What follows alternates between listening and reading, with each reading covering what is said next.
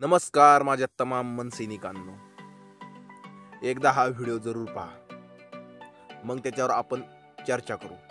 की मुंबईमध्ये बांगलादेशीयांचं आणि म्यानमारमधून आलेल्या रोहिंग्यांचं इतकं प्रमाण वाढतंय, इतकी लोक आतमध्ये येत आहेत आणि इतकं प्रमाण वाढतंय की पुढच्या 10 वर्षात मुंबईमध्ये हिंदूंचा टक्का हा 50% खाली येईल. या लोकांना कुठे वेळ आहे?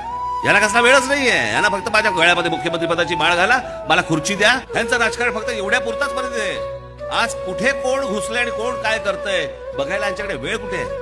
ही बातमी आहे म्यानमारच्या एका रोहिंग्याची. म्यानमारमधल्या या रोहिंग्यानं चक्क पुण्यात स्वतःचं घर बांधलंय आणि आपला संसार थाटलेलाय. मुजम्मिल खान असं या रोहिंग्याचं नाव आहे. या रोहिंग्यानं फक्त 500 रुपये मोजून भिवंडीमधून आधार कार्डही काढले. घुसखोरी करणाऱ्या रोहिंग्यांनी आता थेट पुण्यामध्ये बस्तान बसवल्याचा धक्कादायक प्रकार उघड झालाय. या राज्याची सत्ता एकदा राज ठाकरेच्या हातात देऊन बघा. एकदा नाही सगळ्यांना वटणीवरती आणले तर बघा फक्त तुम्ही. पाहिलात राजसाहेब काय बोलले होते? येत्या 10-15 वर्षात रोहिंग्यांचं आणि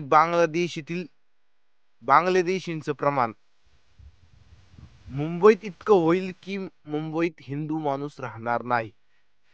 हे जे राजसाहेबांचं वक्तव्य आहे त्याला आत्ताच सुरुवात झालेली. निवडणुकीच्या सभेत राजसाहेब बोलले आणि ती आत्ताच सुरुवात झाली. पाहू शकता राजसाहेब विचार करून बोलतात.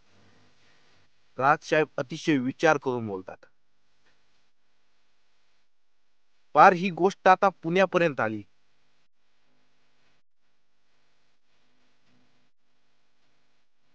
मला आता असं वाटू राहिले 10 वर्षात पुण्यात पण मराठी माणूस आणि हिंदू माणूस संपुष्टात येईल.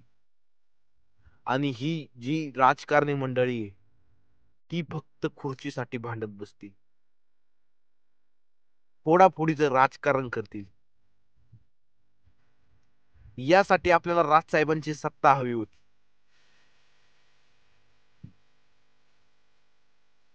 ही खूप दुर्दैवी गोष्ट आहे. महाराष्ट्राला हे कळत पण नाही.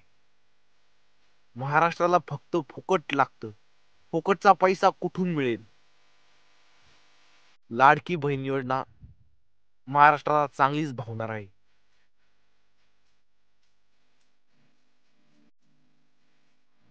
हिंदुत्ववादी सरकार आलंय, बरोबर गोष्ट आहे, पण सरकारने याच्याकडे दुर्लक्ष नाही केलं पाहिजे. रोहिंग्यांचं प्रमाण वाढले, बांगलादेशीचं प्रमाण वाढले. भारतातला हिंदू कमी कमी होत चाललाय. हिंदू बाहेर चाललाय. भारताच्या बाहेर हिंदू पसरत चाललाय. इथून आपला भारतचा हिंदू बाहेर देशात शिक्षणासाठी जातात आणि दुसरे लोक आपले इथे येऊन आपल्यावर हे करतात.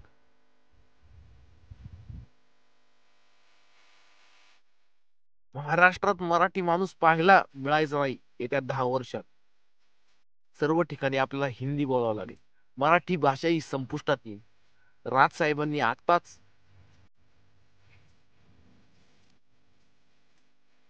विचार करून बोललेला आहे. राजसाहेब हे पुढला विचार करून बोलतात.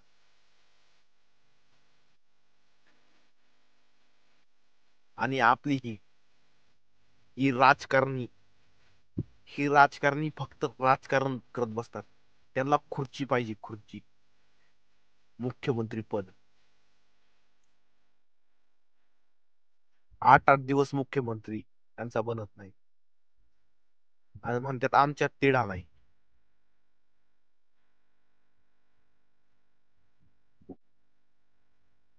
ह्या गोष्टी का त्यांनी लक्ष दिलं पाहिजे. बांगलादेश मध्ये हिंदूंवर खूप अत्याचार होतोय. ह्या गोष्टी का त्यांनी लक्ष दिलं पाहिजे. महाराष्ट्रातून बांगलादेशी संपुष्टात आणले पाहिजे. बांगलादेशी हाकलून लावले पाहिजे. ही एक काळाची गरज आहे.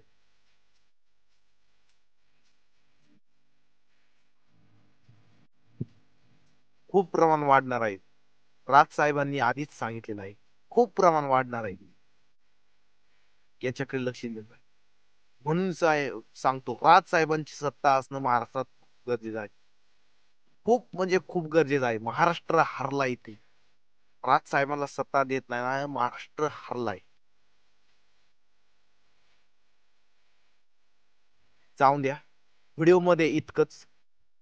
तुम्हाला जर राज साहेबांचे विचार पटत असतील तर चॅनलला नक्की सबस्क्राईब करा.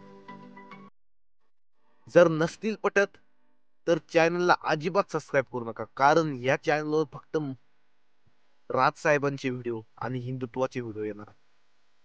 त्यामुळे सांगतो, ज्यांना हे विचार पटत नाही त्यांनी या चॅनलला सबस्क्राईब करणं गरजेचं नाही.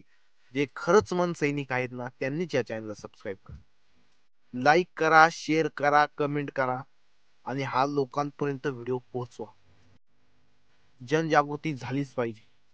मी त्यासाठी चॅनल खोललाय. जनजागृती झालीच पाहिजे आणि तुमच्या माध्यमातून तुम्ही पण युट्यूब चॅनल चालू करा आणि जनजागृती करा राज साहेबांची. धन्यवाद.